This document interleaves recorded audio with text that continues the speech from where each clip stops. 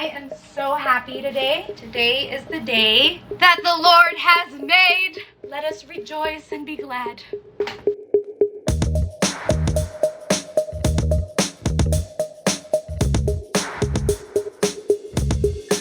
Right now I have all of my ingredients that I've laid out with Chef Jordan just now on FaceTime.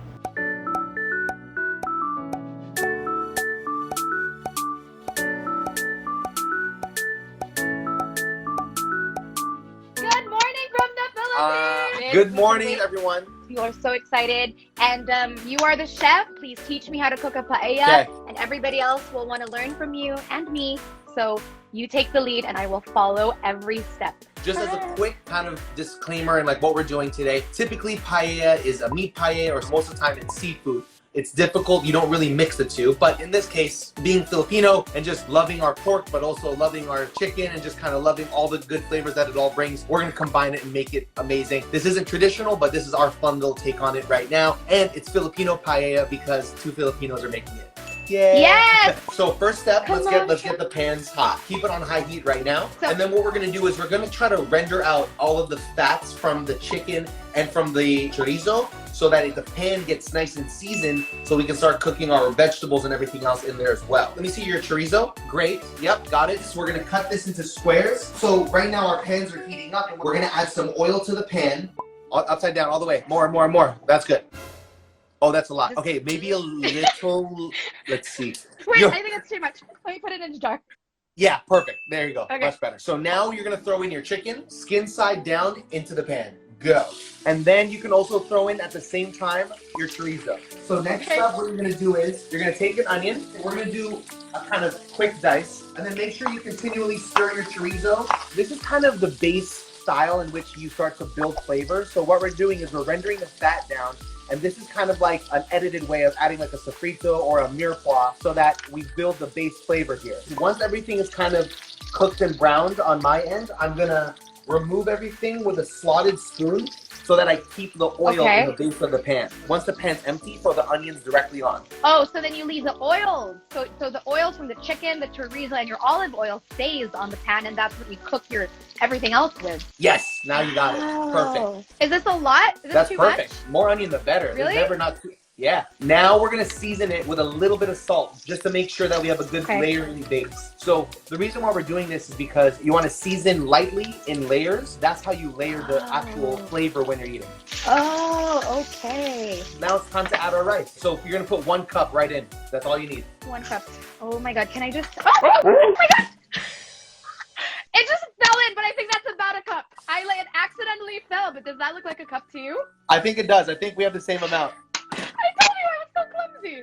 That was pretty funny. That was actually pretty funny. Okay, we're good. We're good. Next up, you want to add your garlic. Stir, stir, stir.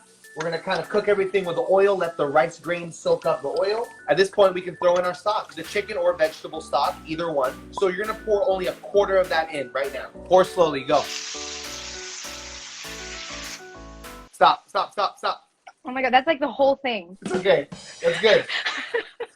This is how it looks now. That's fine. That's good. Yeah, do you see how those bubbles right there are starting to evaporate all of the moisture? Just over continue, here, yes. Yeah, continue stirring. The thing with paella, and if you're making risotto or anything like that, it takes like about 20 minutes for you to truly take out all those starches and get morsels of rice kind of hydrated. You want to do it slowly by adding the liquid slowly. So the next time you add more liquid, just add it, I would say 50% slower. So you see how there's a little bit of moisture here? Look how much I add.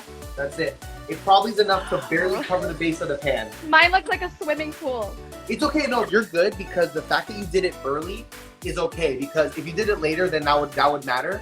But right now, in the beginning, it's fine to make that mistake. Is it normal that the onions look a little bit toasted? Yes, that looks good because that char and that caramelization is going to add to the depth of flavor that we're looking for.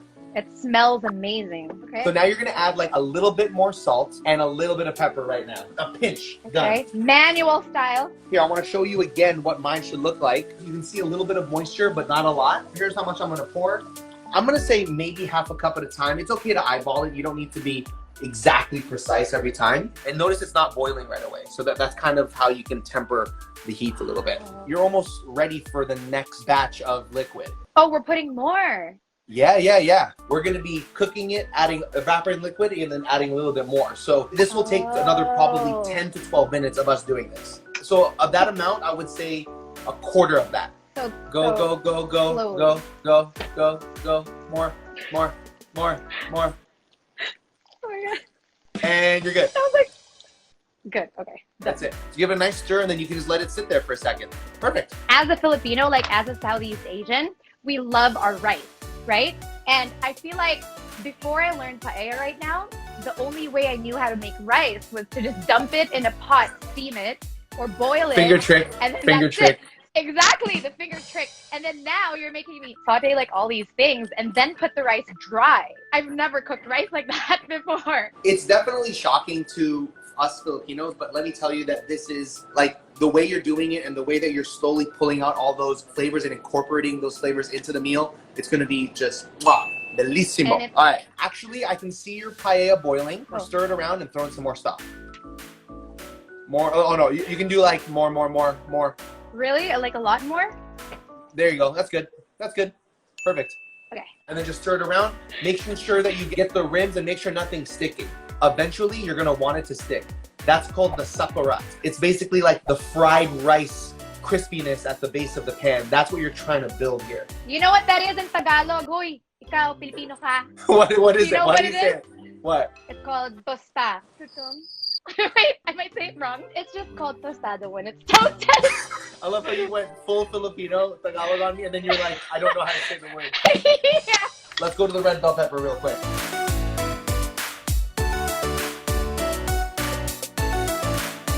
All right, so now what we're gonna do is, I'm gonna take a seat. We're gonna throw in the red bell pepper and the paprika now. Here's the measurement. 3 fingers and your thumb, and you're gonna pick up the paprika and you're gonna season the pan. Okay, and then the bell peppers, 1 whole bell pepper, right? Yeah, you know what, actually? Separate it. What you just did is perfect. We'll put some more at the very end. PC, throw some more paprika in there, actually. Are you sure about what you're saying, George? Yes, yeah. Here's why. Typically, you would get saffron. That would give it that nice orange red hue and give it a nice kind of back end deep spice flavor. In this case, we're gonna have to substitute the saffron with paprika. So that's why you're gonna go a little bit heavier with the paprika. Do I stir? Before you do that though, throw in another pinch of salt right now.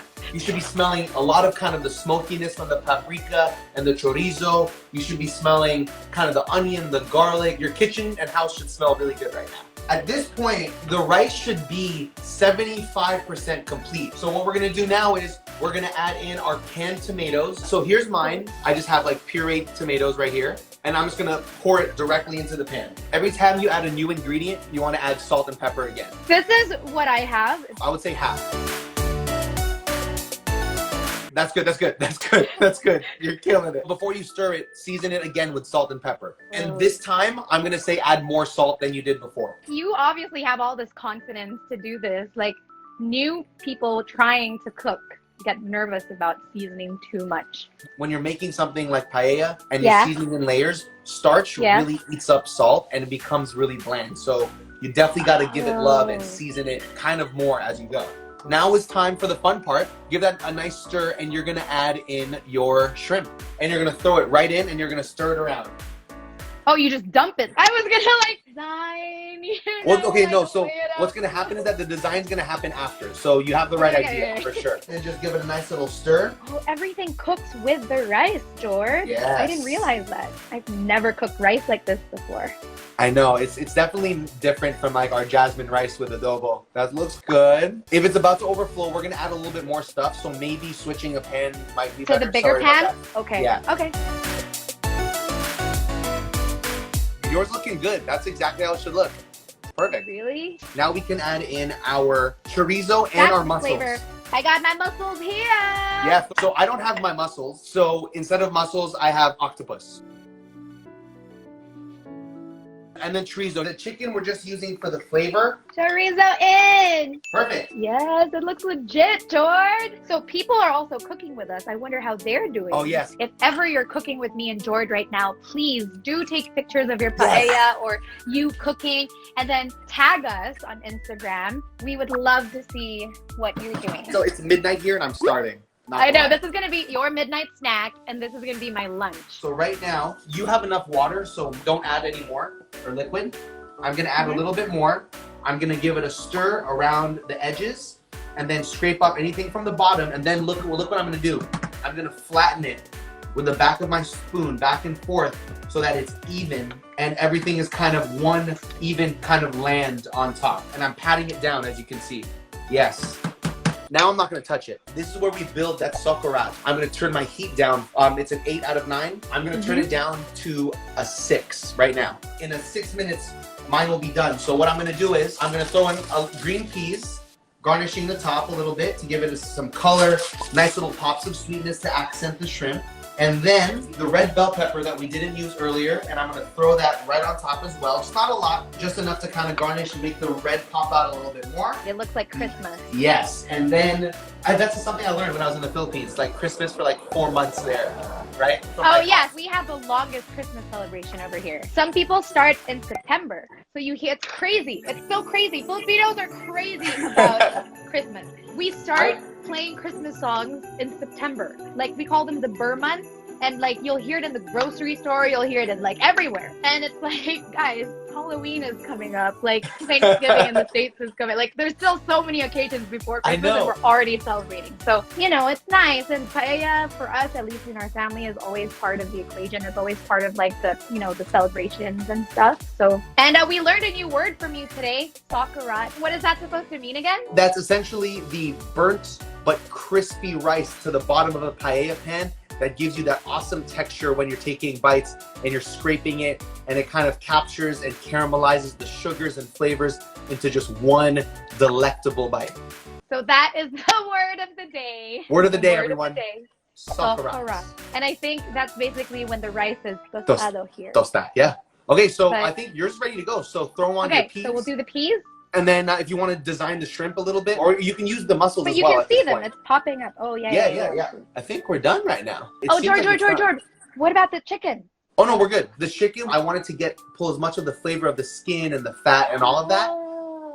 Yeah, but really we're just using the chorizo. You can chop it up and put it if you want, right? But honestly, yeah, if you want to make it kind of heartier and like last longer, put the chicken in, cook it up. It'll be just as good too. Perfect. Well, I'm really, really happy because it looks legit. But we didn't show them the aioli. Oh yeah. Okay, everyone. So to preface this, Casey and I, we were talking about 30 minutes before we went live. We kind of set everything up, but not only that, we made our lemon garlic aioli. If you've ever been to Spain, it truly is kind of perfect topping for paella. That creaminess brings everything together. The garlic that's been cooking and braising in the paella pan, and then the lemon kind of gives it a nice bright acidic taste to go with the thick starchiness that comes with a paella. So we both have it here. Yeah, this is a kind of nice little garnish. Well, actually, people in general, we like to go out to the store and actually buy things in jars, like pre-made, processed stuff. When you were teaching me how to make aioli, first of all, we love this because it's garlic. We love our garlic, but at the same time, it's so simple. We put mayonnaise, we put garlic, we put lemon, salt, pepper, and that's it. And like, you don't realize the things you can make at home. Like, we buy our ketchups, we buy our aiolis, we buy like all these things in jars, but we can actually make them super easily at home. So thank you for teaching me how to make aioli that goes with anything and everything. There's one thing lacking from this paella meal though. What? A glass of wine. Oh, yes. Let me get it. I'm getting mine. All right. I can't have my paella without wine. I agree. Cheers. Thank you so much for letting me teach you how to make paella. I hope that turned out well. Let me know. I really want to know how it tasted. Oh my God! It looks good. It looks good. We did it, guys! Yay! Thank you for today. That was the Paella Cookout with Chef Jordan Andino. You guys have a great afternoon in the Philippines and have a good night all the way in the US and Canada. You're the best. Bye. Bye. Peace. Bye.